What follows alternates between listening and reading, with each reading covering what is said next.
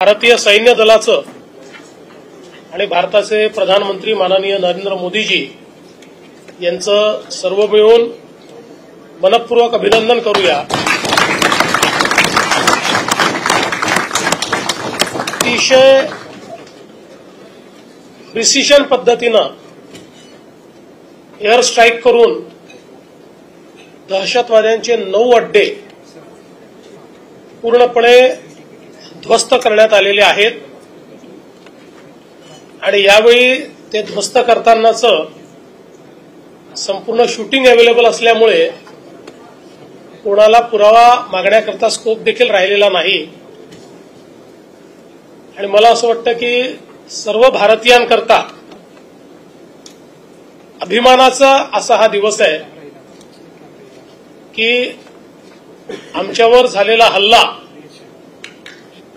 हा भारत सहन करणार नाही, तर भारत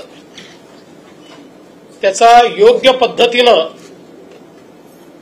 बदला घेईल, तो आपण आज घेतलेला आहे। आणि विशेषतः ऑपरेशन सिंदूर हे नाव मला असं वाटतं की अधिक बोलकं आहे,